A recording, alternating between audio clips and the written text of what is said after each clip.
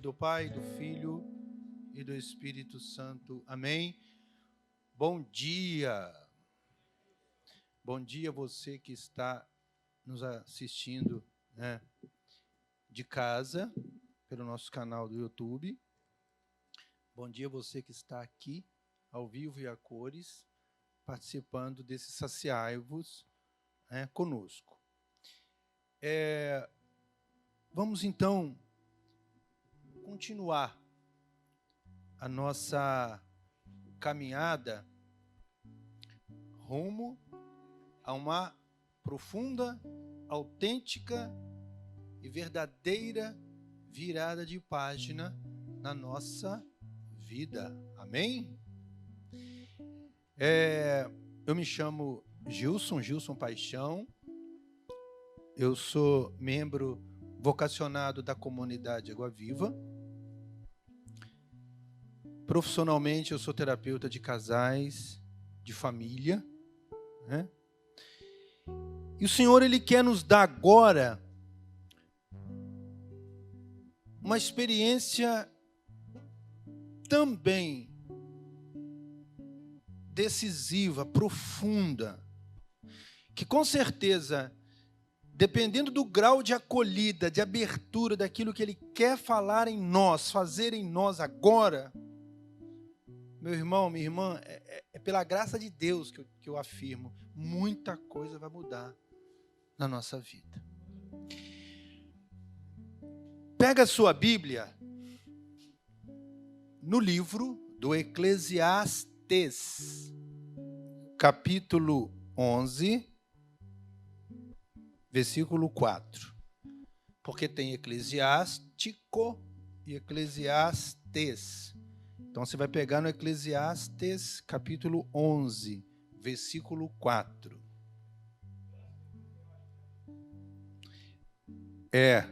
Antes de Eclesiástico, antes de Isaías.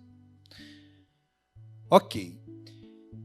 Vamos ver agora, vamos ouvir, vamos acolher aquilo que o Senhor tem para nos falar agora. Isso é importante. Deus vai falar. Deus já falou pela oração da manhã. Deus já falou pelo texto do sangue. Deus já falou com você. Deus já falou comigo. Deus já falou conosco quando acordamos, quando viemos para cá. Quem está aqui presencial, você que acordou aí na sua casa, talvez você até já saiu para fazer alguma coisa fora da sua casa e voltou. Deus fala, e agora Deus vai falar, literalmente falando, pela sua palavra. Então, veja o que diz aí. Quem fica olhando o vento, jamais semeará. Quem fica olhando as nuvens, jamais ceifará. Assim como não conheces o caminho do vento, ou do embrião no seio da mulher, também não conheces a obra de Deus que faz todas as coisas. De manhã semeia a tua semente, e à tarde não repouses a mão, pois não sabe qual delas irá prosperar, se esta ou aquela, ou se ambas serão boas. Palavra do Senhor. Certa vez numa escola, uma menina escreveu uma redação. E ela escreveu essa redação em 4 partes. Então, a primeira parte da redação, ela escreveu assim: eu saí da minha casa em direção à minha escola. No meio do caminho havia um buraco e eu caí dentro dele. A culpa não foi minha. Segunda parte da redação dessa menina. Eu saí da minha casa em direção à minha escola. No meio do caminho havia um grande buraco. Eu caí nele. A culpa foi minha. terceiro capítulo, a terceira parte da redação dessa menina. Eu saí da minha casa em direção à minha escola e no meio do caminho havia um grande buraco.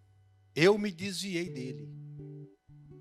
E o último capítulo da redação dela, ela escreveu assim: eu saí da minha casa em direção à minha escola, no meio do caminho havia um grande buraco. Eu escolhi outro caminho.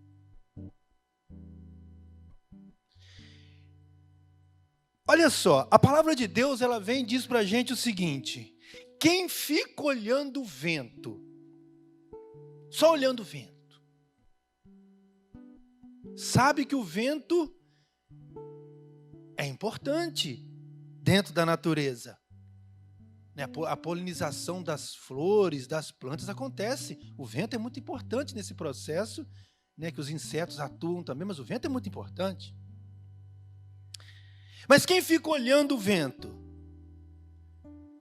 jamais semeará. Quem fica olhando as nuvens jamais ceifará.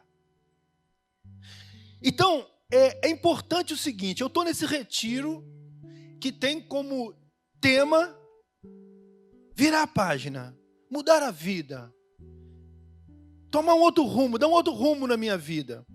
Nós precisamos entender o seguinte, que não é responsabilidade da comunidade fazer esse processo para você, não. Será que está claro isso? A comunidade está aqui para te ajudar, para te dar um suporte, mas esse é um processo seu, individual, seu e Deus. Deus está mostrando para você os meios, Deus está mostrando para você os recursos, Deus está mostrando os caminhos, mas não tem como, gente, acontecer essa mudança de página, essa virada de vida, se a gente não tiver atitude, se a gente não tomar decisão, se a gente não se movimentar diante da nossa vida. Por isso que eu peguei essa palavra de propósito. E depois ele diz lá no versículo 6, de manhã você lança sua semente, beleza, vamos caminhar, vamos mudar, vamos mover a vida. Mas não fica descansado achando, tá bom, o tanto que eu já me esforcei, já é suficiente, tá bom, senão vai estragar. Joga a semente e fica tranquilo, joga a semente e à tarde não descansa. Porque nós temos uma vida a ser movimentada. E aí, é importante também a gente tomar cuidado com certas expressões que a gente usa na vida. Porque eu vou falar um pouco da questão até da nossa mente, como é que a mudança de mentalidade ela é importantíssima dentro de um processo, já que a mente é um dos únicos meios de transformação da vida, é a mente. Então, você ouve uma pregação, você se toca, você se emociona, ela mexe com você, vai a lugares assim que reveladores para a sua vida, que chamam sua atenção, e aí você no final diz: eu quero mudar, eu quero. Só isso? Você quer, e daí? Querer não é movimento. Eu quero mudar de vida, eu quero sair dessa situação. Isso não é movimento. A gente só fica na vontade. Ou então você reza e fala com Deus e partilha e diz e decide. Eu vou tentar mudar. Tentar também não é movimento. E não te garante nada. Porque o tentar significa que não tem convicção. Eu vou tentar, mas se eu vou tentar, eu tenho duas possibilidades. Ou pode dar certo, ou pode não dar certo. Ou eu posso conseguir, ou eu não posso conseguir. Você não tem convicção. O tentar não te dá convicção. Tem gente que está tentando até hoje. E nada aconteceu de diferente na vida dessas pessoas. Eu estou tentando. Até quando? Você vai morrer tentando. Agora, tem uma outra ainda. Eu vi essa pregação, eu participei do retiro, saciai-vos na comunidade. Eu ouvi aquele padre falar, eu ouvi aquela pregação pela internet. Eu li aquele livro, Senhor, eu preciso, eu cheguei à conclusão que eu preciso mudar. Nossa, que conclusão espetacular! Eu preciso mudar. Que espetáculo de conclusão, mas isso vai te levar aonde? Você ouve, vive, experimenta. Eu preciso, realmente eu preciso. Então, quem não sabe que você precisa? Quem não sabe que eu preciso? Depois de tudo que você viveu, você vai concluir que você precisa. É só a gente olhar a nossa vida. Será que a gente precisa ir para um retiro para saber que a gente precisa tomar uma atitude nova na vida, que a gente precisa mudar, que a gente precisa se movimentar?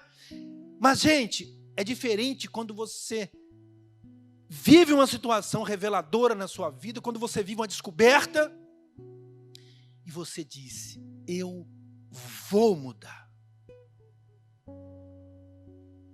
Olha a diferença. Eu tomei uma decisão, eu vou mudar, eu vou fazer, eu vou atrás, eu vou resolver isso, eu vou arrancar isso da minha vida, eu vou colocar isso na minha vida a partir de agora. Gente, eu vou. Aí tem movimento.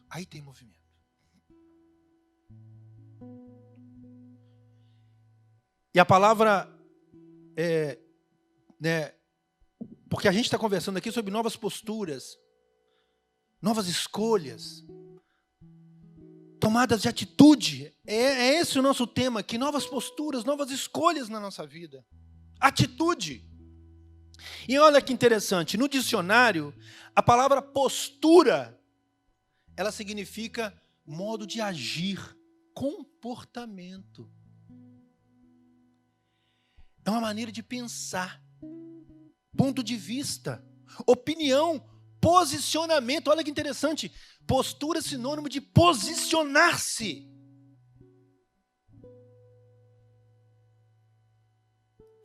Atitude, fui também lá no dicionário para entender qual que é o significado de atitude. Porque atitude é sinônimo de postura também. Atitude é uma maneira de se comportar, agir ou reagir, motivada por uma disposição interna ou por uma circunstância determinada. Olha só, atitude é uma maneira de se comportar, de você agir ou reagir, motivado pelo quê?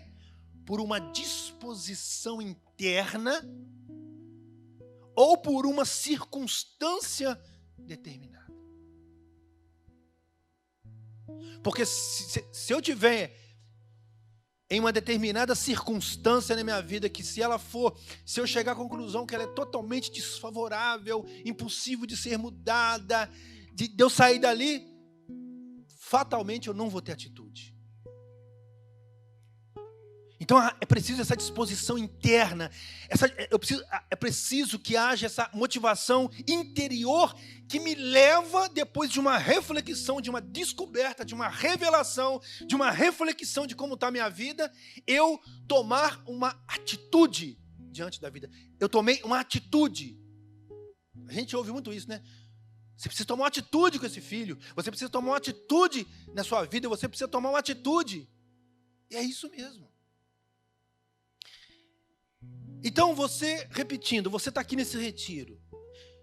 Nós já tivemos 1, 2, 3, e agora nós estamos no 4º momento em que nós estamos trabalhando esse contexto, essa temática, virando página, mudança de vida. Meu irmão, minha irmã, o que até agora?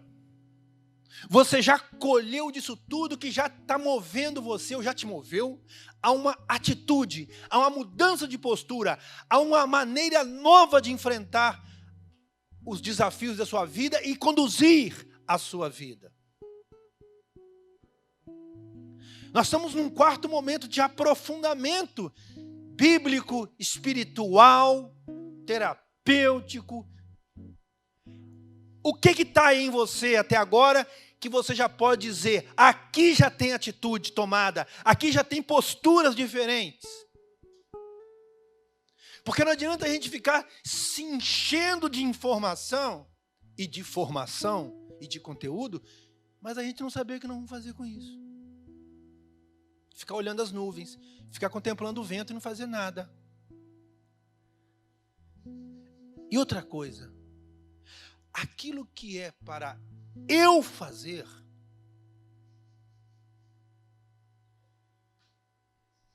tem que ser eu a fazer. Aquilo que cabe a Deus, é a ação de Deus, é o Senhor que entra e que faz e que acontece. Deus vai fazer, porque Deus é fiel. Mas nós temos um Deus que Ele é amor, é misericórdia, é um Deus que nos segura pela mão, mas aquilo que é para a gente fazer, Deus não vai fazer. Porque senão Ele vai criar filhos muito mal educados, muito acomodados na vida. Então Deus, Ele é um pai pedagógico. Aquilo que é para eu fazer, para eu realizar, atitudes que eu preciso tomar, se Deus deu essa missão para eu realizar na minha vida, eu é que tenho que fazer. Eu não posso jogar isso para terceiros, eu não posso terceirizar aquilo que é meu, que é eu que tenho que resolver para outras pessoas. Isso não vai dar certo.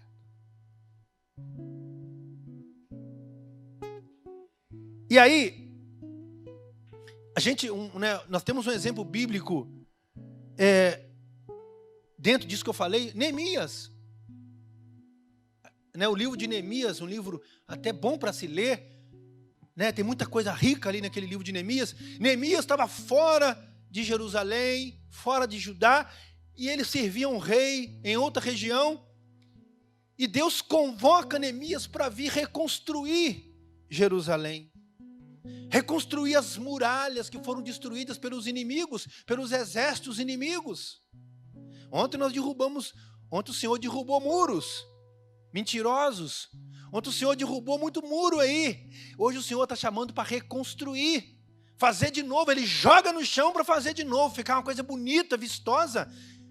Lembra da palavra? O esplendor da segunda casa é muito maior do que a primeira. Amém? O esplendor da segunda casa é maior do que a da primeira. Está lá no livro de Ageu. Então, gente, Neemias é um bom exemplo. Ele vai e Deus fala, reconstrói. Deus permite muitas vezes que a casa caia na nossa vida, porque no entendimento do Senhor, é o único meio da gente ter atitude, a gente se levantar e mudar os rumos da nossa vida, ter novas posturas.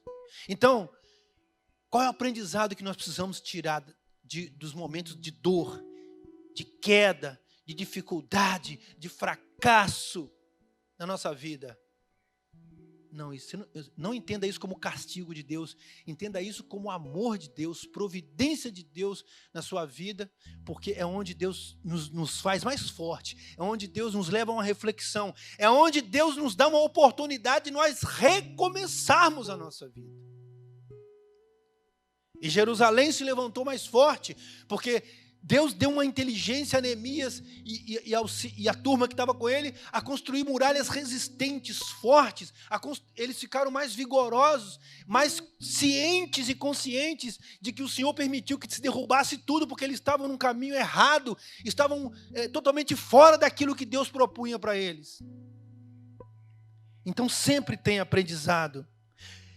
Conserte o que está errado na sua vida. Senta, pega um papel, faz uma avaliação, faça uma reflexão e conserte aquilo que está errado na sua vida. Foi o que Neemias fez. Ele sentou, pegou fez um projeto, fizeram uma avaliação, onde precisaria ficar mais forte, mais protegido, e reconstruíram, mas isso foi fruto de reflexão, de uma avaliação do contexto, da realidade da época. E principalmente nós precisamos ter uma atitude nova, uma postura nova na nossa vida de oração. Como eu e você temos rezado? Como tem sido a nossa oração? Nós precisamos mudar a nossa postura diante da nossa vida espiritual, da nossa relação com Deus. Muitas vezes, nós rezamos a própria derrota, o problema, e não rezamos a solução. A nossa oração se transforma num verdadeiro muro de lamentações. A gente reza a derrota, fica rezando a derrota, sendo que uma nova postura que precisamos ter na nossa vida espiritual, na nossa vida de oração, é rezar a solução. Alguém faz a seguinte oração: ah, Senhor, eu estou com esse problema aqui e a sensação que eu tenho que o negócio está piorando cada vez mais, Senhor. Que oração é essa? Essa oração vai te levar aonde? A depressão. Senhor, eu estou rezando, o negócio está piorando. Não tem que ficar rezando a derrota. Nós temos que rezar a solução. Senhor, hoje eu não enxergo aquilo que eu estou pedindo na minha oração. Mas pela minha fé, pela certeza de que o Senhor está comigo, eu acredito que a hora da vitória vai chegar, que essa mudança vai acontecer, que essa graça que eu estou pedindo, ela vai chegar. Talvez não do jeito que eu estou desenhando na minha cabeça, mas a minha oração, Senhor, eu não rezo a derrota, eu não rezo o fracasso, eu rezo a solução, eu já visualizo a vitória lá na frente. Isso é mudança de postura, isso é virar a página, isso é mudança de atitude na minha vida espiritual, na minha vida com Deus. Sabe por quê, gente? Se eu continuar rezando derrota, se eu continuar rezando lamúrias, eu acabo desanimando na fé, eu acabo descrendo num Deus todo-poderoso que está do meu lado, eu acabo desanimando, eu acabo ficando sem forças para lutar, porque eu rezo, só estou rezando derrota. Eu posso sim colocar minhas dores, meus fracassos diante de Deus. O negócio é que é não fazer disso uma série. 1ª temporada, 2ª temporada, 3ª temporada do Muro das Lamentações. A gente tem que rezar. Senhor, está aqui, ó, o caos da minha vida, ótimo. Agora você começa a rezar a solução. E a hora de Deus vai chegar, porque Ele sabe a hora de fazer, e como fazer, e quando fazer. Isso não cabe a nós. O que cabe a gente é amar a Deus, é confiar nele, é pedir nele que aumenta a minha fé, Senhor. Aumenta a minha fé, Senhor. Aumenta a minha fé. E Ele vai fazer, com certeza. Tanto que lá em Hebreus diz assim, não precisa pegar, né? Hebreus 10, 23 diz assim: conservemo-nos firmemente apegados à nossa esperança, porque é fiel aquele cuja promessa aguardamos. Olha que beleza isso!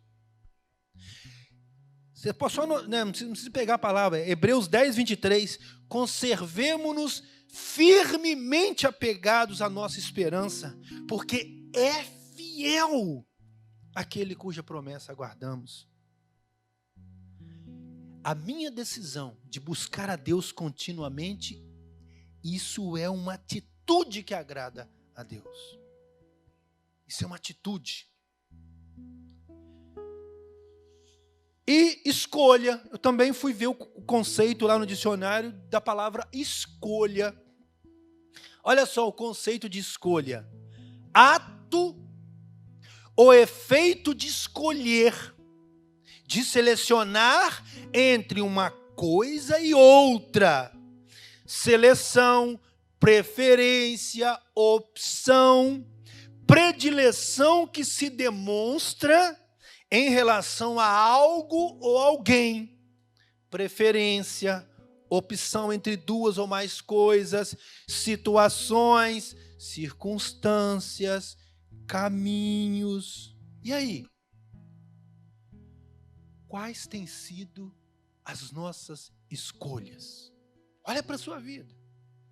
Diante das coisas que chegam para você, diante dos enfrentamentos pelos quais você passa, diante dos desafios que chegam na sua vida, diante dos desafios que chegam na minha vida, na nossa vida, quais têm sido as nossas escolhas?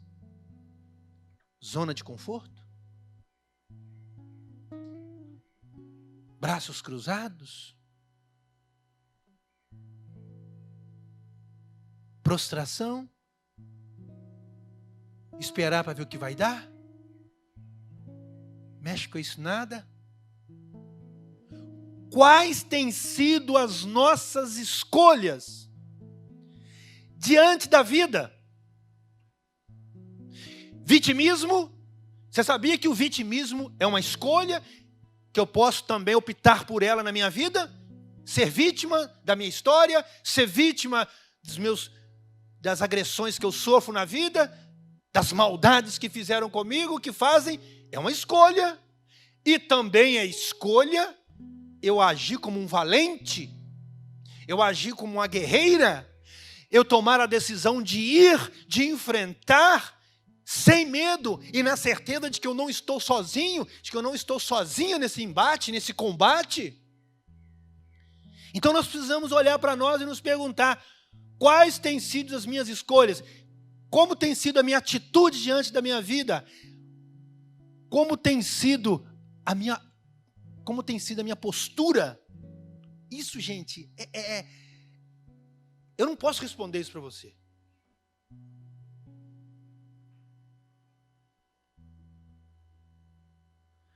Olha só, 2 neurocientistas escreveram um livro, né, dois neurocientistas americanos escreveram um livro sobre livre-arbítrio. E esses 2 neurocientistas, muito inteligentes, desenvolveram toda uma pesquisa antes de escrever esse livro, escreveram livros com argumentos, com dados científicos. Não ficaram teorizando o assunto, eles foram atrás de coisas concretas. E olha que interessante, eles fizeram pesquisas com várias pessoas. Olha as conclusões que eles chegaram. Que os homens e as mulheres que não acreditavam no livre-arbítrio, essa turma se percebia na vida deles violência, disfunção, doenças psicossomáticas, prostração, improdutividade na vida, fracasso. Gente especialista em inventar desculpa diante da vida, em se justificar. E muitos diziam o seguinte, ou seja, eles acreditavam, na verdade, que eles eram frutos de um determinismo. Não, eu nasci para ser pobre, então eu não fico me preocupando em ganhar dinheiro, porque não adianta. Eu nasci para ser pobre, aí eu nasci para ficar doente, eu nasci para ser obeso, eu nasci para ser magérrimo, eu nasci para ficar doente, eu nasci para ficar solteiro. As pessoas não acreditam, essa turma não acreditava no livre-arbítrio, no poder da decisão e da escolha. Então eles tinham uma vida totalmente destruída, uma vida sem expectativa, uma vida sem alegria. Eles diziam que eles eram frutos de um determinismo. Tem uma mutuca aqui que ela não está gostando do que eu estou falando. Frutos de uma genética, de uma cor escura. Não. Então, e o outro grupo, olha que interessante, o outro grupo que acreditava no livre-arbítrio, no poder, olha só, gente, olha que pesquisa fantástica. O outro grupo que acreditava no livre-arbítrio, no poder da decisão, no poder da escolha, porque Deus nos fez livres. Esse é um dos dons que Deus nos deu. E dá a todo aquele que nasce, o livre-arbítrio. Então, o grupo que acreditava no poder do livre-arbítrio, foi constatado, pesquisando a vida desse grupo, que pessoas ali estavam conseguindo superar situações assim, das mais complicadas, situações na vida assim, que olhando de fora, alguém dizia, impossível ele mudar, impossível ela mudar, ela vai ter que conviver com isso. Essas pessoas conseguiram sair dessas situações porque elas acreditavam no poder da escolha, do livre-arbítrio, da decisão, da atitude. Olha que interessante, gente. Eu não estou falando de Bíblia aqui, não, estou falando de pesquisa científica. E aí quando você pega a palavra de Deus, que nos chama ao novo, a uma vida nova, que Ele está garantindo que vai nos dar, junta isso aqui, a promessa de um Deus que pode tudo, com algo que você pode humanamente decidir, escolher, como que não vai dar em nada a sua decisão? Como que você pode pensar em continuar do mesmo jeito diante do poder que Deus nos concede?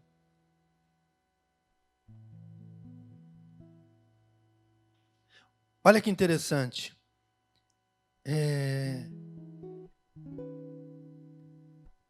Eu posso escolher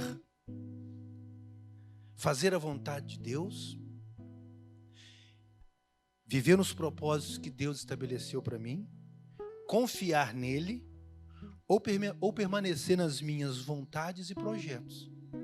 Livre-arbítrio. Eu posso.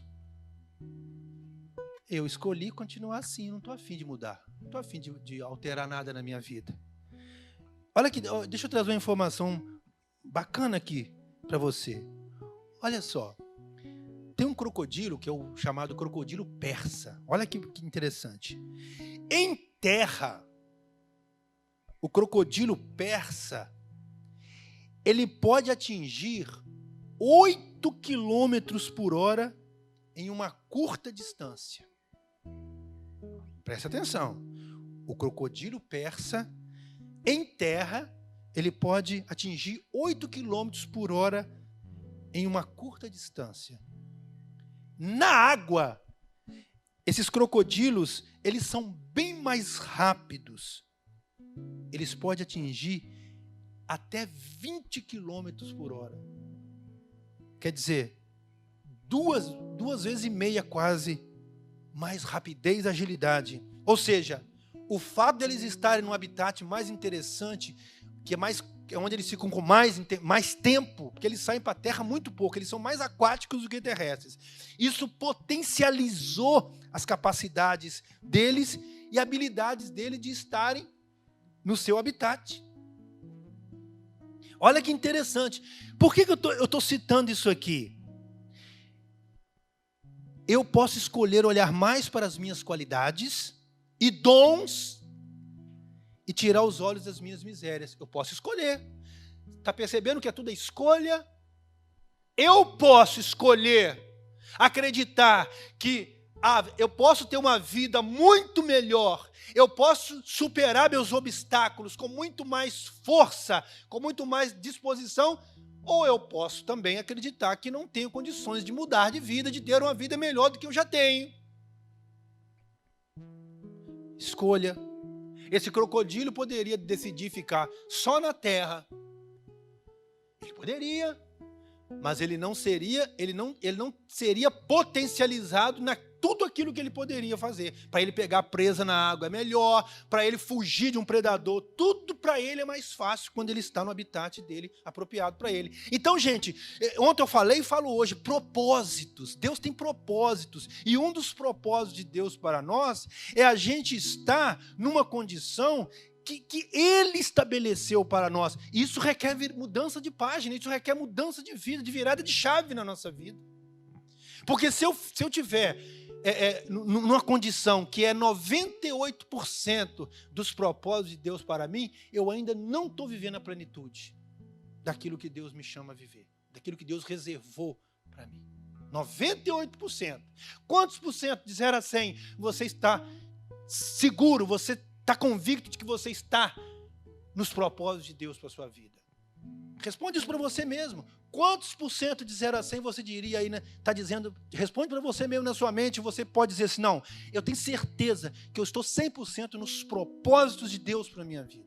Se você disser que sim, então você pode dar mais, você pode ser mais, porque isso aí, então, você está escondendo informação, ou você está fingindo de bobo, ou você está com preguiça, porque se você respondeu para você mesmo, eu estou 100% segura naquilo que Deus me chama a viver, nos propósitos de Deus para a minha vida, isso que eu e você estamos dando para o mundo, para nós mesmos, para as pessoas que estão à nossa volta, o nosso prazer de vida, a nossa alegria, a nossa realização, não corresponde com aquilo que nós estamos respondendo para nós mesmos.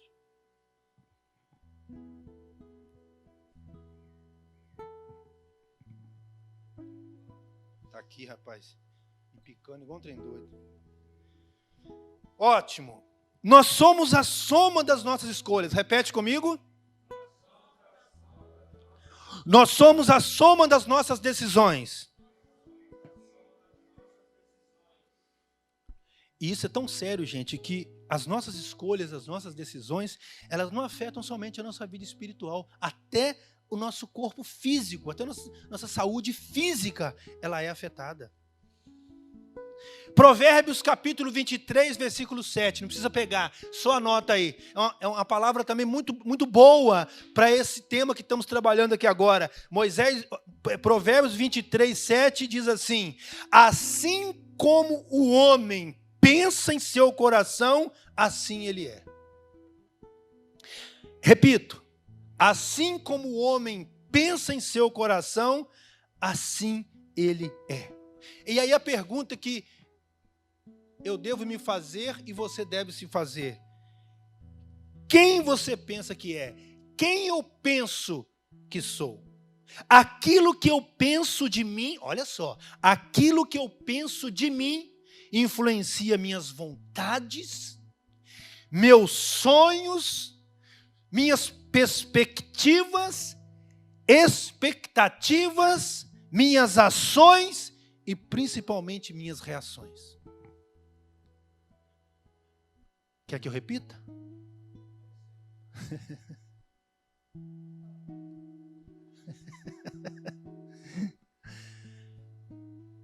Aquilo que eu penso de mim influencia de maneira forte, decisiva, minhas vontades, meus sonhos, minhas perspectivas, expectativas, minhas ações e principalmente minhas reações. Sabe por que eu coloquei reações aqui, gente? Porque nós agimos como gostaríamos de ser, mas reagimos como de fato somos. Observa, a gente faz propósitos. Não, a partir de hoje eu vou ser uma pessoa mais paciente em casa, eu vou ser mais paciente com meu marido, eu vou ser mais paciente com a minha esposa, eu vou ser mais paciente com meus filhos, eu vou ser mais paciente com meus funcionários, com meu chefe, com meu colega de trabalho, com meu vizinho, eu vou ser uma pessoa mais paciente. Aí você faz um propósito. Isso é o que você quer ser. Legal. Eu quero ser uma pessoa paciente. Mas muitas vezes a gente reage como a gente de fato é. Então, eu me decido. O Senhor me deu o dom da paciência. A paciência é dom de Deus. Mas eu me decido ir atrás dela e ser uma pessoa paciente. Mas no fundo, o que eu penso de mim é que eu sou um sujeito estressado, eu sou uma mulher estressada e que eu sou... Aí começa a fazer as crenças, aí vem os votos secretos. Eu sou estupim curto. Eu me conheço. Aí é igual aquela história, né? Você está conversando com a esposa, né? Aí, às vezes, ela define o perfil do marido, né? Às vezes ela está contando um caso lá, as comadres estão conversando, aí uma fala assim: nossa, mas fulano, né? Não, eu fiquei sabendo que seu marido quiser aborrecer o Zé lá, mandaram um recado para ele, aí a comadre vem e fala assim: você não conhece Zé não, Bo. Você não conhece Zé. Meu filho Zé, quando fica nervoso, meu filho. E Zé nem está sabendo que ele é isso tudo. Porque você não viu o Zé ainda nervoso. Mas Zé fala assim: engraçado, nem eu me vi. Então a gente cria uma imagem de nós que é ela que define. Não, eu sou estressado, eu já sou estressado, eu sou estupim curto, eu sou muito franco nessa hora, eu sou muito transparente, eu sou muito verdadeiro, muito verdadeira.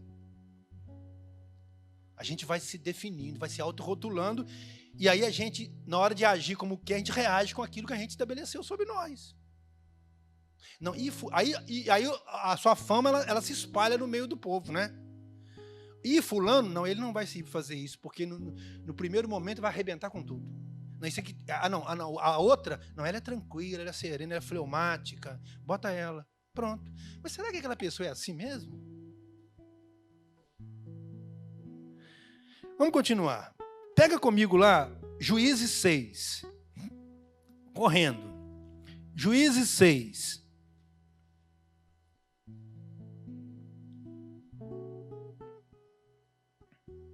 Juízes 6, 12. Não, 12 não, vamos 11. Juízes 6, 11. Amém? Você que está em casa, amém? Juízes 6, 11. Lá no Antigo Testamento. Juízes capítulo 6, versículo 11. Diz assim, olha. O anjo de Yahvé veio e assentou-se debaixo do terebinto de Efra, que pertencia a Joás de Abiezer. Gedeão, seu filho, estava malhando trigo no lagar. Guarda esse lugar, esse nome aí, lagar. Para salvá-lo dos madianitas. E o anjo de Yahvé lhe apareceu e lhe disse: Yahvé esteja contigo, valente guerreiro.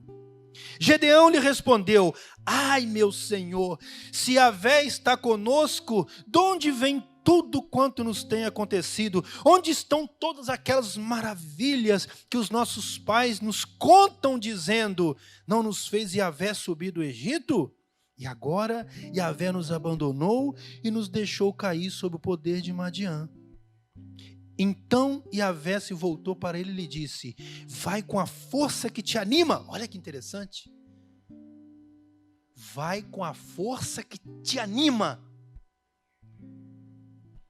e salvará Israel das mãos de Madian. Palavra do Senhor. Vamos tirar algumas informações aqui, alguns ensinamentos que serão muito úteis para a nossa mudança de vida, a nossa virada de página. Primeiro, é nesse momento aqui em que Deus chama esse homem a liderar o exército de Israel contra o inimigo, o povo de Deus estava sendo totalmente atacado pelos amalecitas e pelos madianitas. Esse povo estava escondido em grutas, montanhas, buracos, porque nem plantar eles podiam plantar o trigo, porque os madianitas iam lá e passavam a mão em tudo. Eles não podiam criar os boi, as vacas, os carneiros, porque os madianitas esperavam só os carneiros ficar gordinhos, passavam a mão em tudo. Então eles estavam passando fome, estavam passando dificuldade. E aí a situação estava caótica. E sabe por que o povo estava nessa condição? Por causa do pecado da idolatria. Esse foi um dos principais motivos que fez o povo cair assim nas garras do inimigo e ficar escondido e ficar um caos, Israel. Porque eles caíram no pecado da idolatria. Esqueceram-se de Deus. E aí Deus pega esse homem. Mas olha que interessante. A palavra diz que Gedeão, ele estava malhando trigo no lagar. Sabe para que serve um lagar? O lagar é aquele lugar onde as pessoas vão jogar as uvas.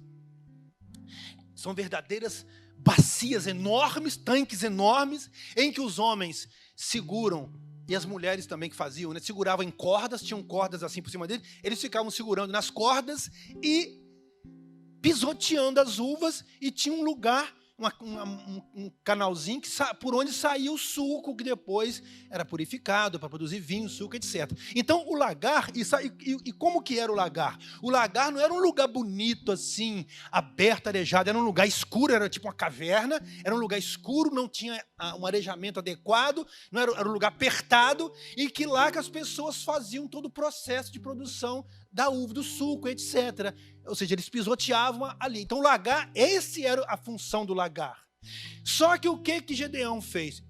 O trigo, ele era malhado, joerado, num lugar aberto, porque precisava de muita ventilação, precisava de sol para secar bem a semente, e eles jogavam aquelas peneiras para cima assim, para que o vento tirasse o cisco do trigo e ficasse só o trigo purinho, limpinho. Então, o lagar era um lugar escondido, um lugar escuro, sem ventilação, inapropriado ao quadrado para se malhar um trigo. E era lá que Gedeão levava os feixes de trigo e ficava ali naquele lugar. E aí, primeiro ensinamento para nós. Ele estava fazendo no lugar errado, o errado. E o fato dele malhar o trigo no lagar exigia dele um triplo esforço, um gasto de tripla energia para ele conseguir ter trigo para a alimentação dele. Veja bem, quando a gente não está onde a gente deveria estar, quando a gente não tem uma atitude diante da vida, aquelas tranqueiras que estão em nós ainda, aquelas zigueziras que nós estamos alisando na nossa vida, alimentando, isso exige de nós um esforço muito maior. Olha só que absurdo, a gente tem que fazer um esforço muito maior para sobreviver, dia após dia, porque nós estamos trazendo para o nosso lagar, que é o lugar do vinho, o lugar do suco, o lugar da alegria, da festa, porque uva, na Bíblia, significa alegria, fartura, festa, e nós estamos trazendo um trigo para o lugar errado, de forma errada, porque a gente traz a palavra de Deus, eu tomo uma decisão para a minha vida, eu trago para dentro da minha vida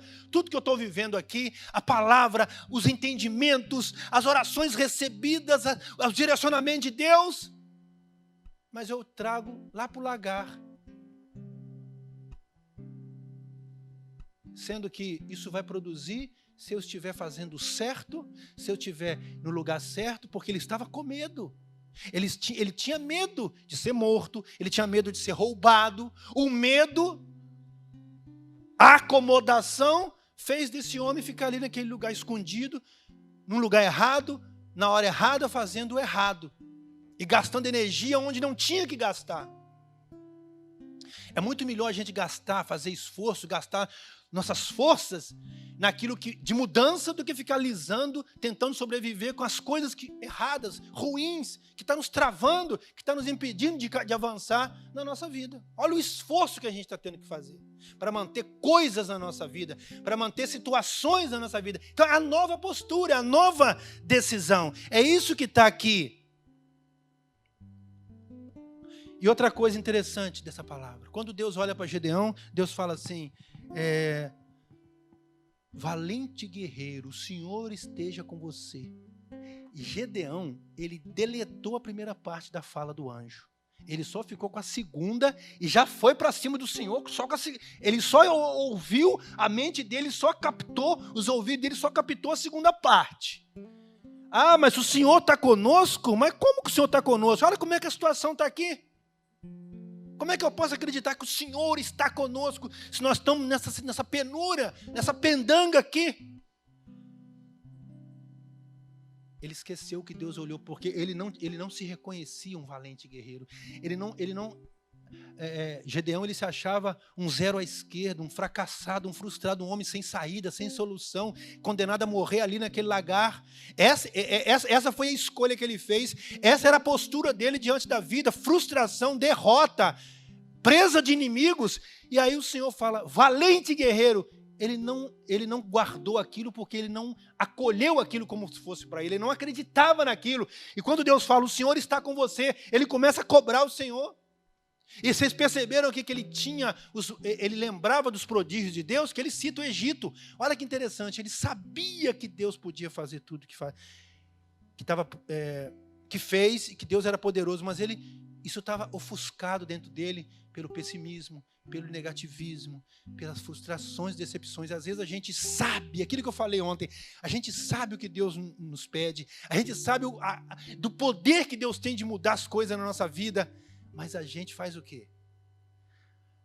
A gente se deixa crescer dentro da gente o ruim e abafa aquilo que é de Deus, que é Deus falando, que são as promessas de Deus, que são os prodígios de Deus na nossa vida, aquilo que Deus já fez na minha vida e vai fazer, aquilo vai ficando abafado, sufocado com tanta coisa.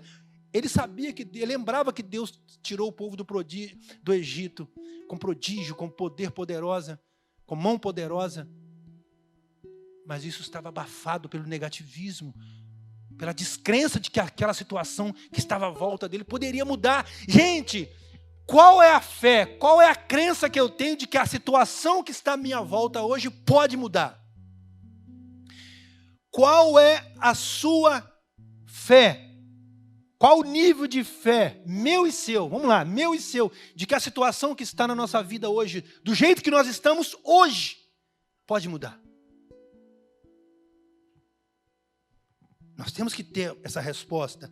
E aí, dentro dessa palavra de Provérbios ainda, nós temos na Bíblia exemplos assim fantásticos. Meu irmão, minha irmã, presta atenção. Abramos nossos ouvidos agora. O jeito que eu e você nos vemos não é o jeito que Deus nos vê. A visão que você tem de você não é a visão que Deus tem de você.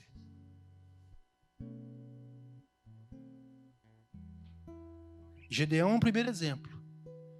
Deus via naquele homem um líder, um general de um exército, estrategista inteligente, que daria a vitória ao seu povo. Ele se via o quê? Um malhador de trigo falido, frustrado, derrotado. Vamos lá em Moisés? Quem lembra de Moisés lá libertando o povo do Egito, lá em Êxodo?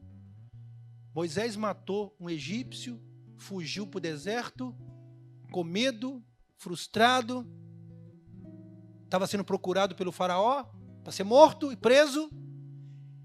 E Deus chega para Moisés e fala: Moisés, todo mundo que via, olhava para Moisés, quando Moisés passava, sabe o que o povo via? Sabe quem o povo via? Ali vai um assassino, ali vai um fora da lei, ali vai um covarde,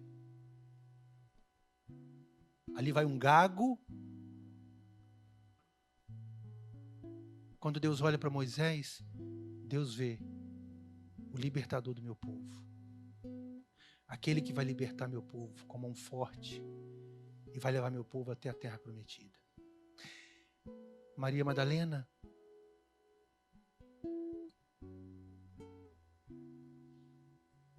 quando aquela mulher passava no meio do povo lá, o povo via, ali já vai uma prostituta, ali já vai uma adúltera, ali já vai uma destruidora de lares, de família, ali vai uma mulher da vida. Quando Jesus olha para aquela mulher, Jesus vê a primeira mulher a ser canonizada santa na Igreja Católica. Jesus viu a mulher que estaria lá no túmulo, que seria uma das primeiras a encontrar com ele na ressurreição.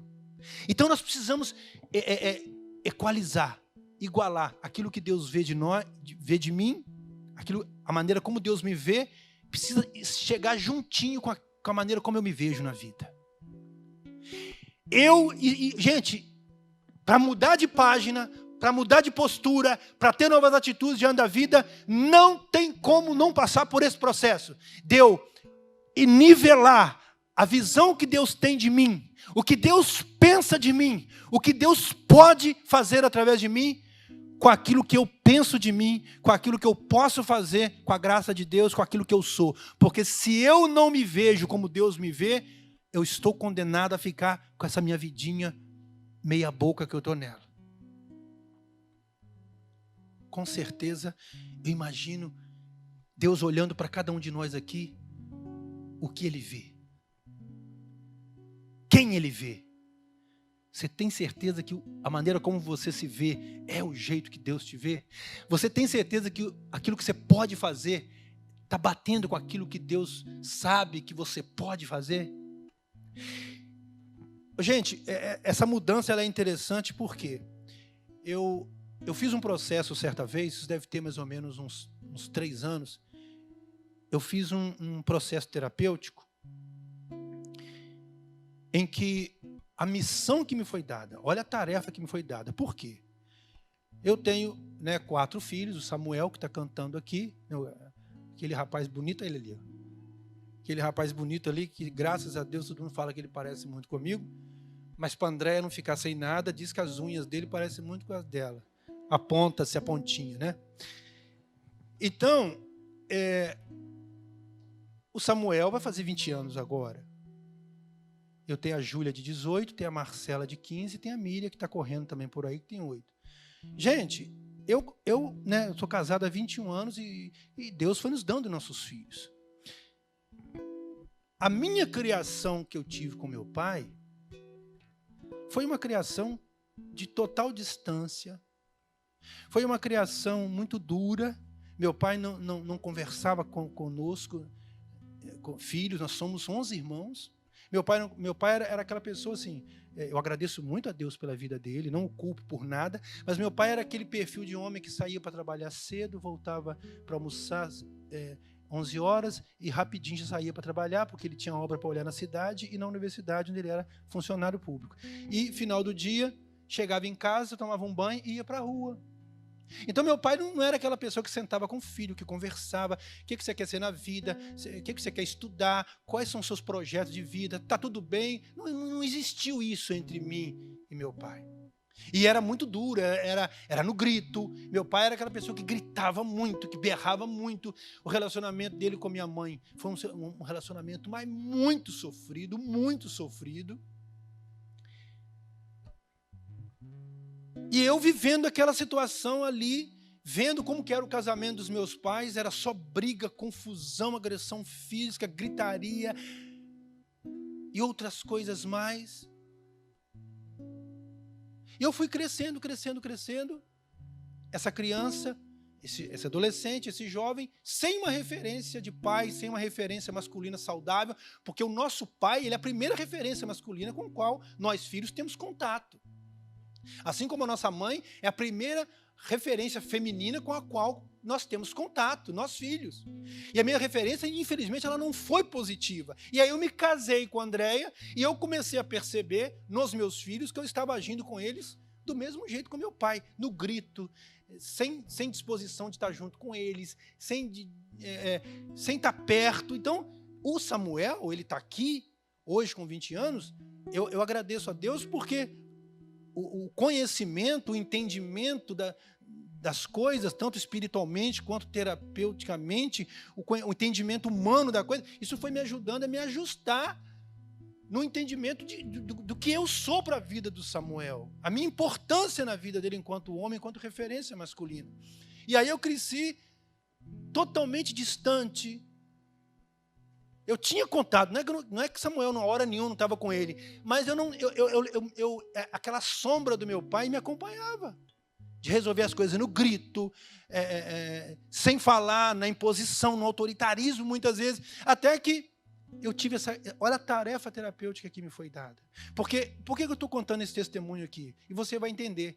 Porque não basta a gente só decidir. É importante. É uma coluna, eu vou. Mas muitas vezes nós precisamos da ajuda de Deus, da cura interior, para que a gente consiga ir lá na raiz e a gente se fortaleça para alcançar o novo. A tarefa que me foi dada é o seguinte, o terapeuta falou, olha, eu só volto a te atender depois que você fizer o seguinte. Então ele preparou para mim, ele escreveu uma carta de agradecimento, de reverência, de respeito aos meus pais, no caso, o meu pai especificamente, não a minha mãe, foi o meu pai. E ele escreveu todo o ritual, a oração, não a oração, a fala que eu ia colocar lá, me enviou e falou assim, você vai à sua cidade natal, você vai ficar pelo menos 3 dias, porque meu pai era separado da minha mãe, morava numa casa sozinho, e eu não gostava de ir lá. Não gostava de hora nenhuma. Era o pior lugar para eu estar na casa dele, sozinho, porque eu não gostava, não me sentia bem indo lá. Eu só ia lá para resolver alguma coisa, alguma questão burocrática e tal, e ele falou assim, você vai ter que ficar lá pelo menos 3 dias na casa dele. Eu falei, mas olha, eu vou dar um troço, porque eu não tenho nada para conversar com ele, a gente nunca conversou. Se vira, você vai ficar dentro da casa dele pelo menos 3 dias lá. E você vai reunir seus irmãos todos, e vocês vão fazer uma noite de agradecimento ao seu pai. Nossa Senhora Aparecida. Ô, gente, tive caganeira, pressão baixou, tive febre, Lembra da pregação de ontem? O muro vai cair. Deus estava falando no meu ouvido que o muro ia cair, eu não estava escutando. Eu estava botando um rebocozinho de falar assim, não, tá tudo bem. Como é que é você com seu pai? Tá tudo bem. A gente se dá muito bem, não tem nada contra o meu pai, não. Meu pai foi ótimo. E Deus fala, mentira. Ezequiel 13, mentira. Falsa profecia. Tá nada bem. Tá maquiado, você tá botando gesso nessa parede, nesses muros para dizer que tá tudo bem. Tem muita coisa escondida aí. E aí, eu vou a Viçosa, minha cidade natal, Viçosa, Minas. E eu chego lá, então vou ter os momentos com meu pai, né? E a gente foi comer num restaurante, eu falei assim, olha, hoje eu vou almoçar com o senhor. Aí ele falou assim, você está fumando maconha, rapaz? Você imagina um sujeito já velho, né? Com mais de 35 anos nas costas, chegar para o pai, que isso nunca aconteceu, e falar que vai almoçar junto com ele. Esse menino está fumando maconha, gente. Aí fomos almoçar, eu falei, não, hoje eu vou pagar. Até hoje o senhor pagou para mim, né? Então hoje eu vou pagar essa conta. Eu paguei e tal. E ele não entendendo nada, né? Aí eu falei assim, hoje eu vou dormir na sua casa. Ih, rapaz, tem alguma coisa errada. Aí fiquei lá, e aí eu sabia que ele dormia cedo, né? Então eu falei, rapaz, eu tenho que pegar ele agora, que senão... Aí sentei com ele, aí falei que foi muito difícil alguns momentos na minha vida. Ele me disse, o senhor me perdoe, mas eu senti sua falta, eu senti a necessidade do senhor ter estado do meu lado.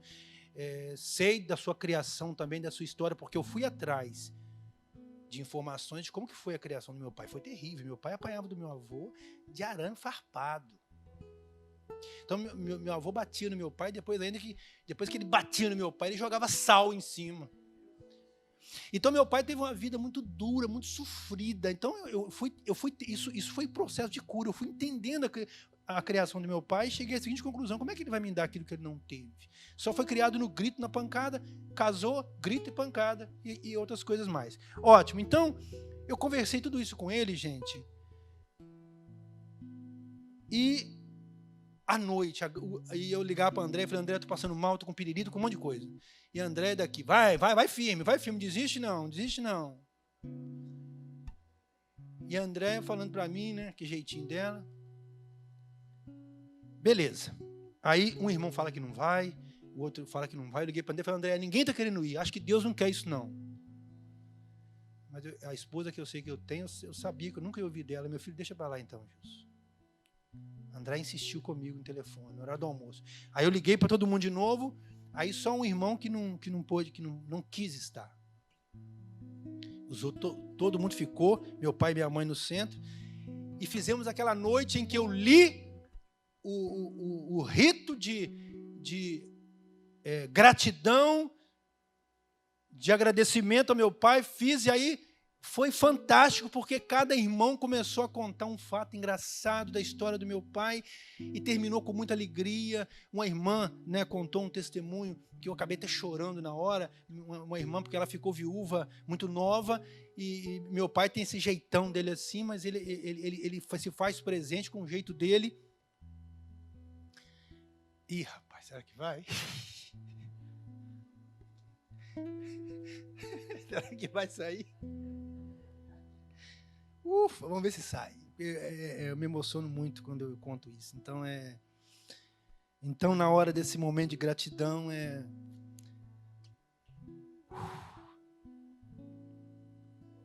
essa minha irmã,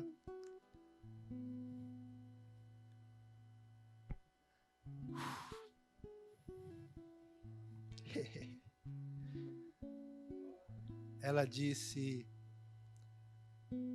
que quando o meu cunhado morreu de infarto. Estava trabalhando e tinha 39 anos de idade. Teve um infarto e já chegou morto no hospital. Minha irmã morava numa chácara um pouco mais distante da cidade. E a gente ia lá de vez em quando, no início, né, para dar um suporte para ela. E ela, em lágrimas, né, nesse momento de gratidão, assim, ela contando que ela nunca esqueceu isso. que meu pai, todos os dias, isso ficou durante talvez uns 2 meses, né, após a morte do meu cunhado, ela dizia que meu pai chegava lá, sentava no sofá, não falava nada com ela, ele ficava lá, dava uma certa hora, ele ia embora. E ela disse que foi o momento na vida dela que ela se sentiu mais acolhida e amada por ele. Ele não falou nada. Ele não sabia falar eu te amo. Ele não aprendeu isso, ele não tinha condições de falar. Então, a maneira dele dizer eu te amo foi: minha filha, eu estou aqui. O que eu posso te dar agora é a minha presença. Então, isso para mim foi... E aí eu entendi. Não é que, mesmo a gente não tendo o que dar, mas Deus dá. Deus ensina a gente, Deus enche nossos reservatórios emocionais, as nossas necessidades emocionais que não foram preenchidas na infância, muitos ficam vazios, né? E Deus vem e preenche, e enche esses reservatórios, e a gente passa a ter condições de dar. Então ninguém está condenado aqui a morrer repetindo essa frase. Ninguém dá aquilo que não tem. Não dá até se preencher na fonte certa, que é Deus, né? No amor de Deus, na cura. Ele não tinha para dar, mas era o jeito dele amar. Então, gente, isso é importante. Eu vou tomar uma decisão. Às vezes, algumas coisas a gente precisa de ajuda, sim. Não estou dizendo que você tem que carregar tudo sozinho. Eu não entendo essa pregação como que eu tenho que resolver tudo sozinho, eu tenho Não, peça ajuda, sim. Isso é humildade. Tem coisa que a gente precisa de ajuda. Alguém precisa nos ajudar a segurar no nosso braço, porque tem coisa que é pesada, mas tem que partir de uma decisão nossa, uma atitude nossa de que nós vamos mudar. E eu conto um fato aqui, 2 pontos para a gente poder rezar. 2 testemunhos. Não, um testemunho e um fato. Quando eu falei do povo eu já até preguei isso aqui, já falei sobre isso aqui. Quando Deus manda, o povo de Deus caminha pelo deserto durante 40 anos para chegar na Terra Prometida. Se você ler a Bíblia, você vai ver que o povo reclamava o tempo todo, o povo lamuriava o tempo todo, o povo murmurava, o povo desobedecia a Deus o tempo todo, e o povo ficava pensando no Egito o tempo todo. O povo estava livre das garras do faraó, o povo tinha já saído da condição de escravo, de uma vida totalmente longe de Deus, sem Deus, e eles continuavam caminhando pelo deserto, já livres, mas com o coração escravo ainda. Então, o que é importante a gente guardar aqui? Deus não precisou de ninguém para tirar o povo do Egito, para libertar o povo das mãos do faraó. Deus não precisou de ajuda de ninguém, ele fez isso sozinho com sua mão forte e poderosa. Mas, guarda isso agora, tirar o Egito de dentro do povo, isso Deus não pode fazer. Isso Deus não pôde fazer, porque isso é uma decisão que eles que tinham que tomar. Tirar o Egito, o sentimento de escravidão de dentro deles, isso Deus não podia fazer. Então, tem coisas que Deus faz, mas tem coisas que temos que ser nós a fazer. E por último, eu conto um fato que aconteceu aqui, que aconteceu há muitos anos atrás, nos anos 30, duas crianças foram diagnosticadas, crianças não, adolescentes, os dois foram diagnosticados que brevemente eles teriam uma doença, uma paralisia, né? E havia uma paralisia dos músculos do corpo, que era uma doença degenerativa e que eles iam parar numa cadeira de roda. Então esses 2 adolescentes foram diagnosticados com essa doença que viria brevemente na vida deles. Um deles aceitou o diagnóstico, o decreto dos homens. daquele médico que ele ia ficar paralítico. E de fato ficou. Passou-se um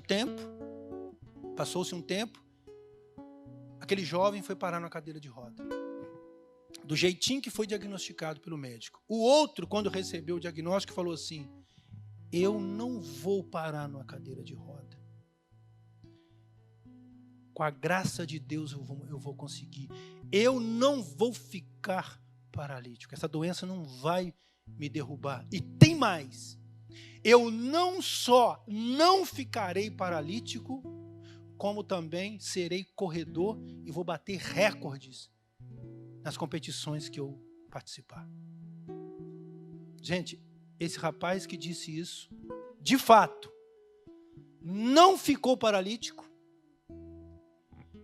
bateu um recorde naquela época que ninguém tinha alcançado, ele correu um trajeto num tempo que ninguém ainda tinha conseguido. Claro que hoje esse recorde dele já foi batido, mas naquela época não.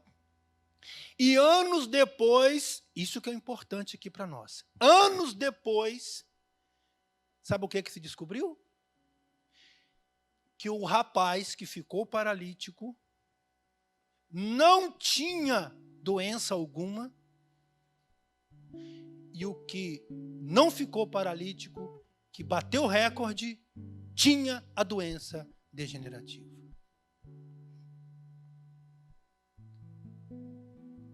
Isso vai servir para quê? Para mim e para você hoje. Gente, São Paulo fala nas suas cartas aqui, lá em Romanos 12, ele diz, versículo 2, não vos conformeis com este mundo, mas transformai-vos, renovando a vossa mente, a fim de poder discernir qual é a vontade de Deus, o que é bom, agradável e perfeito. São Paulo diz na palavra de Deus na Bíblia, renovando a sua mente, alma, seu espírito, alma, renove a mente. Gente, é aqui. Eu tenho que começar a trabalhar aqui. Porque se é mentalidade, se aquele rapazinho que foi diagnosticado com aquela doença degenerativa aceitasse aquilo, acolhesse passivamente aquele diagnóstico, aquele decreto humano, ele fatalmente iria para a cadeira de roda, como o outro que nem doente estava, mas ele acolheu na mente dele uma doença que ele não tinha, e ele acabou indo para uma cadeira de roda sem ter doença. E muitas vezes nós criamos condicionamentos, nós criamos uma estrutura de vida para nós, que a gente acaba contraindo coisas, trazendo coisas que não estavam no script de Deus para nós, que não estava na programação de Deus para a nossa vida. Mudança de mentalidade, é o que São Paulo diz aqui, renovando a vossa mente. Olha que interessante. Gente, nós estamos falando de passagem bíblica. Olha, as palavras mudam, os comportamentos mudam, mas só depois que muda a mentalidade. As palavras mudam, os comportamentos mudam, mas só depois que muda a mentalidade. É um ato de decisão, metamorfose, é o que São Paulo está falando aqui, mudança, como a lagarta que se transforma em borboleta e começa a voar. Uma lagarta que rastejava se transforma no inseto que voa alado, que voa, que alcança outras realidades. Então, gente, que fique para nós isso. Que a gente guarde, olha, eu preciso trabalhar isso aqui, ó. É o grande instrumento de transformação, está aqui. Deus nos dá a sua graça, porque olha só, se eu não mudar isso aqui, tudo que eu sei da palavra de Deus, as promessas de Deus, aquilo que eu leio na palavra, onde diz que Deus é poderoso para mudar todas as coisas, que Deus me dá graça, eu tudo posso naquele que me fortalece. Se eu não mudar isso aqui, se eu não entender a partir daqui, eu não vou acreditar naquilo que eu leio, naquilo que eu ouço, naquilo que as pessoas trazem para mim. Aquela missão de ir para Viçosa e fazer um momento de cura com meu pai, sem ele mesmo entender tudo, isso tem me ajudado muito com meus filhos, mas muito. Eu tenho certeza que ainda não sou um pai perfeito para eles, mas nós não caminhamos para a perfeição, perfeição é no céu, né? Nós caminhamos até o céu, mas eu entendo hoje muitas coisas, quando eu lido com o Samuel, com a Júlia, com a Marcela, com a Miriam, mas eu precisei botar isso aqui dentro, ó.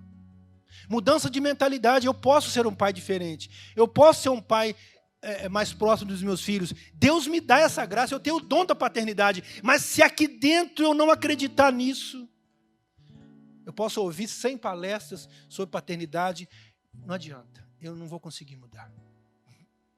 Então, fecha seus olhos. Nós vamos rezar. Peço a Tatiane que me ajude aqui nesse momento. Nós vamos falar com Deus. Porque gente, Deus tem vida para nós, uma vida de graça, vida de alegria. Aonde, se nós estivermos nos propósitos de Deus, por mais que virão desafios, por mais que virão dificuldades, tempestades, mas a gente vai suportar e a gente vai continuar vivendo em plenitude, porque nós estamos dentro dos propósitos de Deus para a nossa vida. Então vai falando com Deus já, você de casa, se una a nós em oração. Diante de tudo que você ouviu, diante de tudo que você foi experimentando durante a pregação, fale com Deus agora, se coloque diante do Senhor e fala que você toma uma decisão hoje, que você toma uma decisão, que você toma uma atitude, que você vai mudar as suas escolhas e que você não vai ficar só no eu vou, mas você já vai começar agora a agir, a reconstruir aquilo que estava caído e você estava só olhando para os escombros e não fazia nada. Agora é o momento de nós mudarmos as nossas posturas, novas escolhas, atitudes verdadeiras na nossa vida. É isso que nós temos que rezar, é nesse caminho que nós temos que ir. E peço ao Senhor, Senhor, dá-me a graça de uma verdadeira mudança de mentalidade. Toca a minha mente, Senhor, a minha forma de pensar sobre mim. Primeira oração que a gente tem que fazer nesse sentido da mudança de mentalidade. Senhor, me dá graça de eu nivelar a maneira como o Senhor me vê com a maneira como eu me vejo. Nós precisamos nivelar isso, porque Deus não vê você como você tem se visto. E isso nos limita. Onde não tem limitação, a gente põe para a gente mudar. Então vai falando com Deus. Vamos cantar para rezar, porque a música, quando a gente canta, a gente consegue se abrir mais para a oração. Então vamos cantar agora. Deus é capaz de transformar tua vida. O impossível Ele fará, porque és precioso aos teus olhos. E se tiveres a coragem e a loucura de acreditar, então irás provar que Ele pode muito mais. Na medida em que você foi ouvindo essa pregação e esse testemunho, com certeza te tocou muito. Com certeza, meu irmão, minha irmã. Deve ter te tocado muito, deve ter tocado nas tuas emoções, deve ter tocado nos teus sentimentos. Mas volte isso agora para você. Volte para você, porque se a história do Gilson, o testemunho, a pregação dele te tocar e só tocar, não vai te trazer a graça desta virada. Volta para você agora. Volta para você e diz agora, sou eu. Aonde, Senhor? Aonde é que você precisa ter essa coragem? Aonde é que você precisa dar esse passo? O que você reconheceu por essa palestra? O que você reconheceu pela palavra que Deus nos deu aqui nessa manhã, pelas palavras que foi nos dadas, por aquilo que outros já viveram, pelos profetas, por essas pessoas da Bíblia que já viveram e já trouxeram também para nós esse antes e depois?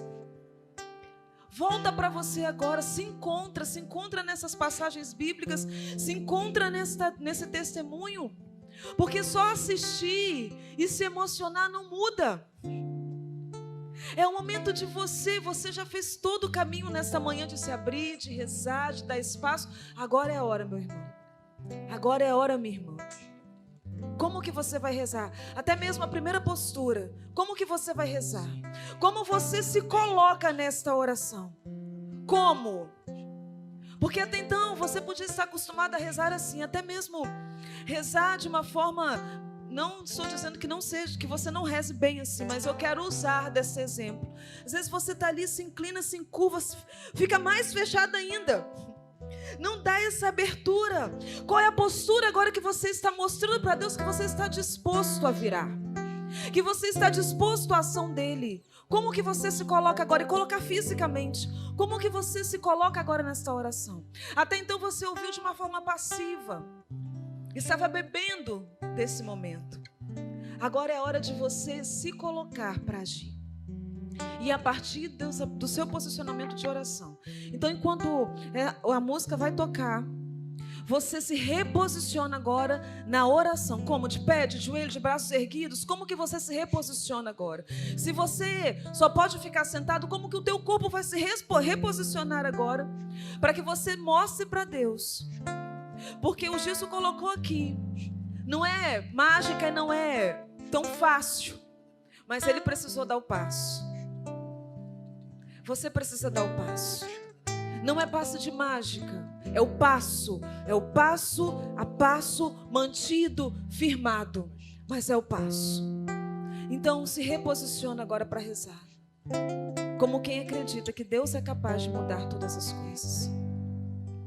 Deus é capaz de transformar tua vida. Você vai apresentando agora para Deus. O impossível Ele fará. Você vai colocando agora. Porque és precioso aos teus olhos. E o que essa música diz? E se tiveres a coragem e a loucura de acreditar. E a loucura é o de teu acreditar. Passo agora, a tua virada, é o teu então momento. Então irás provar que Ele pode muito mais. Acredita. Deus é capaz de trocar reinos por ti. Abre mares para que possas atravessar. E se preciso fosse, daria novamente a vida por ti. Deus só não é capaz de deixar. Que você já pode experimentar agora esse amor. Experimenta agora o amor de um Deus que se derrama. Porque ao te fazer, Ele te fez para ser feliz. Ele te fez para ser livre. Ele te fez para ser salvo. E só Ele, com um passo dado teu, só Ele pode fazer esta mudança de mentalidade. Só pela graça deste amor você pode mudar agora a tua mente e os teus atos. E bendito seja Deus, porque Ele já coloca no coração de alguns os atos. Este momento, esta manhã já foi te dando esse entendimento, já está fazendo essa mudança de mentalidade. E Deus já coloca no teu coração, meu irmão, minha irmã, o ato que você precisa fazer. E bendito seja, Senhor, porque para uma pessoa o Senhor já está dizendo, pega o telefone e liga agora. Bendito seja, porque essa pessoa sentiu uma dor profunda no coração, uma dor profunda. E nesse momento, até mesmo o momento em que o Gilson se emociona, é como se Deus pegasse e arrancasse uma raiz muito grossa, muito, muito profunda do teu coração e puxasse, arrancasse essa dor que você trazia em relação a uma pessoa. Então Deus já arrancou a dor do teu coração. Ele está falando porque Ele já fez. Se Ele está revelando é porque Ele já fez. Ele arrancou esta dor do teu coração. E Ele te pede agora um ato. Agora já. Você já sente no teu coração. Estou dizendo porque o Senhor já colocou no teu coração. Liga agora. Liga agora. Meu irmão, abra. Abra, porque essa mudança vem juntamente com um processo de cura. Então, à medida em que você vai se abrindo e vai se decidindo, porque é decisão, Deus está te curando.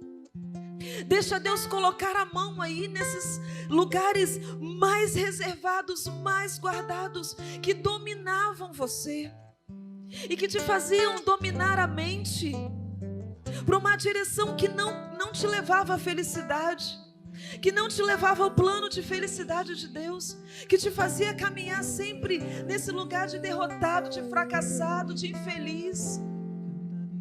Deixa o Senhor te alcançar nessa hora com esta cura, com esta libertação, porque é o amor dele que é capaz de fazer todas as coisas, e só este amor agora que está sendo derramado sobre você, que está te tocando. Lembra, é um esforço teu, mas antes está sendo derramado este amor sobre você. O esforço, o passo, a decisão é teu, é tua, mas está sendo derramado nesta hora este amor que transforma todas as coisas. Esse amor que te auxilia, que te ajuda, que te empurra, que te leva a ir, que te leva a agir. Não queira decidir sozinho, mas a decisão é tua. Não é uma decisão sozinha, mas é tua.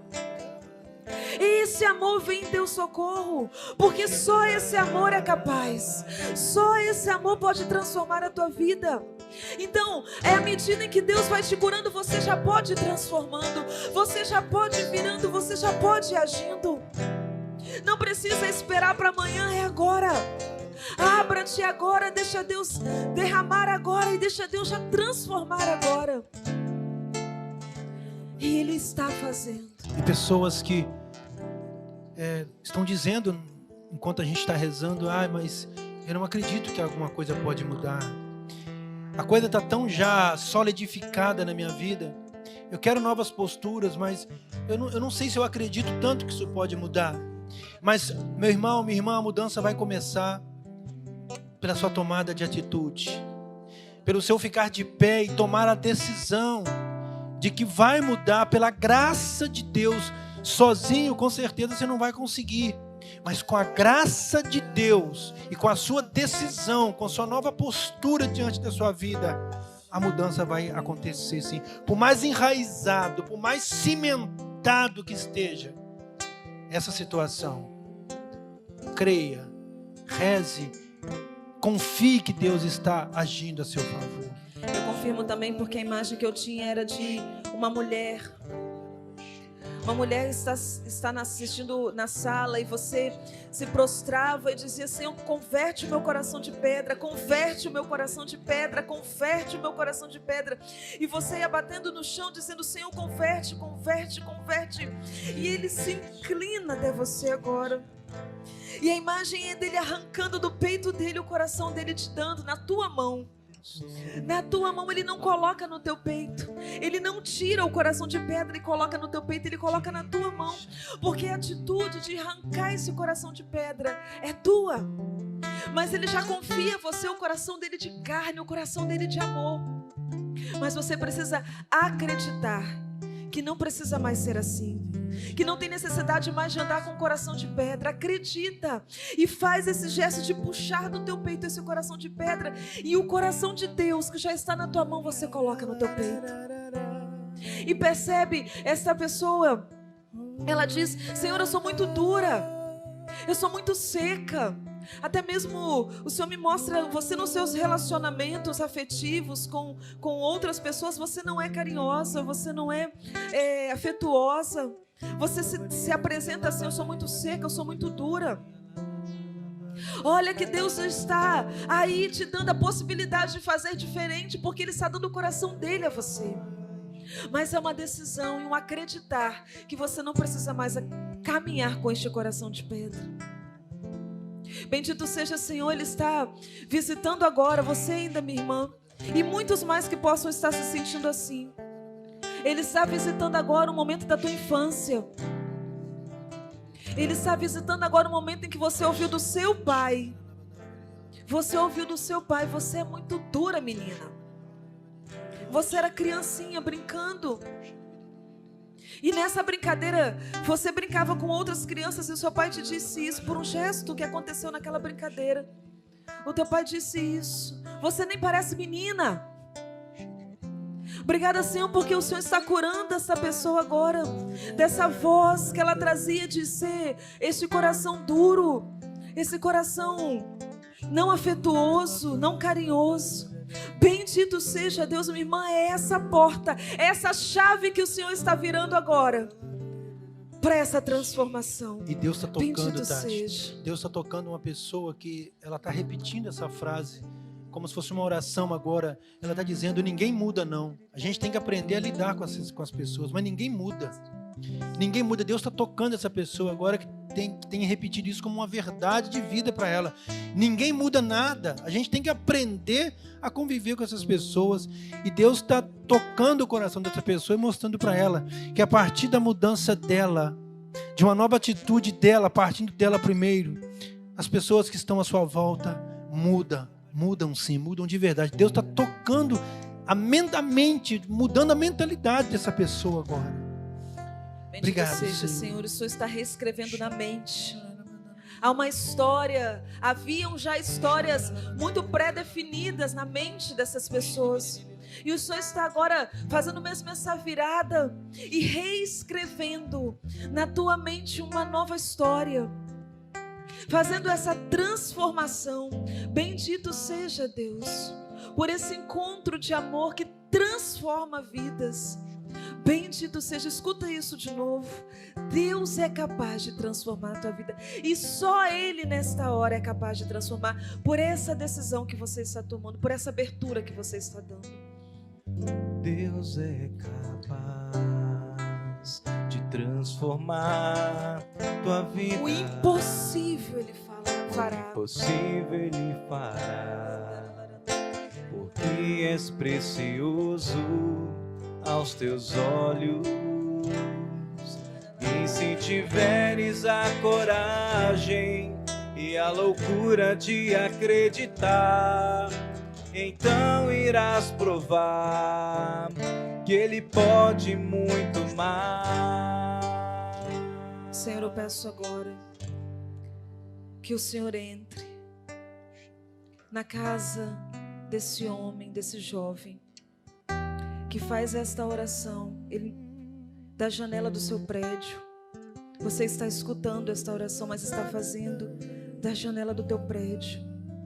Porque por muitas vezes você olhou para essa janela, desejando dar um fim na tua vida.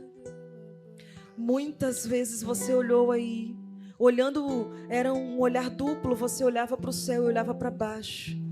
Por muitas vezes você pensou dar um fim. E você vai estar nesta janela agora rezando. E Deus se ajoelha do teu lado nesta janela. E Ele te segura bem, Ele abraça você por trás, assim, segura bem você. E diz, olha só para o alto. E olha para o lado.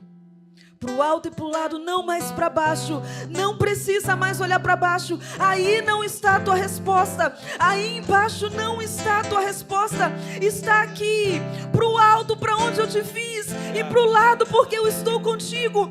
Não é mais o teu lugar. Não pertence mais o teu olhar. Ficar olhando para baixo não é a direção. Não é a direção. Olha para o alto, porque foi para lá que eu te fiz. E olha para o lado, porque eu estou contigo para te levar para o alto, para te levar para a felicidade, para te levar para o que eu preparei, que é eterno para você. Levanta agora, sai dessa janela, levanta agora, porque o Senhor quer te dar um abraço. E Ele está contigo, levanta, deixa Deus te abraçar.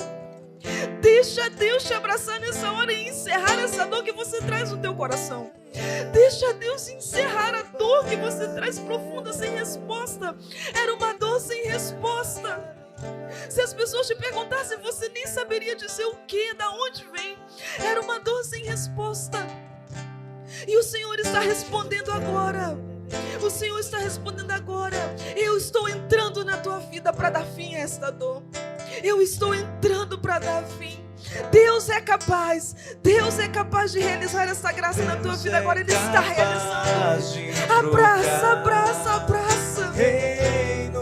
E deixa-se ser abraçado agora. Deixa-se ser abraçado. Bendito seja Deus por esse resgate. Bendito seja Deus por essa vida resgatada. Se preciso fosse, daria novamente a vida por ti. Deus só não é capaz de deixar de te amar. Deus Deus é capaz de trocar reinos por ti. Abre mares para que possas atravessar.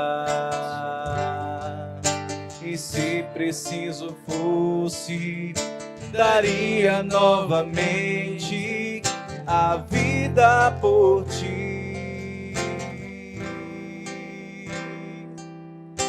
Deus só não é capaz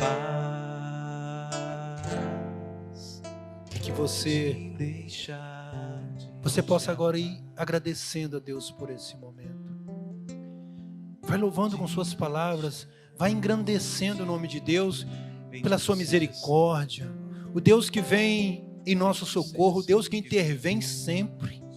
O Deus que está sempre ao nosso lado, o Deus que age. Então, exalte o nome de Deus, glorifique o nome de Deus, bendiga o nome do Senhor que nesta manhã fez grandes coisas, grandes obras em nossa vida. O Deus que fez maravilhas em nós, e tudo por amor, e tudo com prazer de um pai amoroso que quer ver seus filhos bem, vivendo na plenitude do seu amor, da tua graça. Vá dizendo com suas palavras: Senhor, eu te louvo, eu te bendigo, eu te agradeço pela alegria de ser seu filho, pela alegria de ser sua filha, pela alegria de poder ter esse momento com o Senhor, de estar com o Senhor em oração, estar na tua presença. Obrigado, Senhor. Obrigado. Como a música que foi cantada aqui, Senhor, o Senhor é capaz de morrer de novo, de dar a vida se fosse preciso, dar a vida de novo, com amor, com disponibilidade. Bendito seja, Senhor. E eu te agradeço também, Senhor, por essa família agora, por esse pai, que ele vai até os filhos agora, vai até a esposa e abraça e chora muito. Obrigada, Senhor, porque o Senhor tocou profundamente no coração desse homem que há muito não dizia para os filhos, para a esposa o quanto os amava. E o Senhor, você tem filhos pequenos, você se abaixa até eles e abraça e enche de beijo, vai até sua esposa e vocês choram muito. Deus está fazendo uma grande restauração. A partir de hoje vai ser uma nova história nesta família. Bendito seja, nós te louvamos, Senhor, porque não é só um, tantos podem experimentar agora a força já da ação deste momento. Obrigada porque muitos que fizeram, já estão dando esse passo, estão já experimentando a força dessa transformação. Bendito seja, Senhor, nós te louvamos e bendizemos por tanto amor derramado, porque o Senhor não nos deixa viver isso sozinhos. Bendito seja, o Senhor está conosco. Bendito seja, Deus, bendito seja. Atravessar, e se preciso fosse, daria novamente a vida por ti. Deus só não é capaz de deixar de te amar. Você pode cantar isso. Deus só não é capaz de deixar de me amar. Deus só não é capaz de deixar de me amar. De deixar de me amar. Deus só não é capaz de deixar de me amar. Deus só não é capaz de deixar de me amar. Obrigada, Deus. Respira fundo. Muitos estão retomando fôlego novo, já andavam cansados, desistentes, estão retomando fôlego. Muitos estão, pessoas que agora se veem como se houvesse uma água nos pés, um refrigério nos teus pés, porque os passos que você estava buscando ser diferente, estavam os pés cansados de dar passos em vão. E agora o Senhor traz esse refrigério aos teus pés e te fortalece, te dá firmeza para dar passos novos. Bendito seja, Deus. Bendito seja, Senhor. Por tudo que vivemos nesta manhã, por todas as graças derramadas, por toda a obra realizada, por tanto amor, nós te damos glória, Jesus. Glória ao Pai, ao Filho e ao Espírito Santo, como era no princípio, agora e sempre. Amém.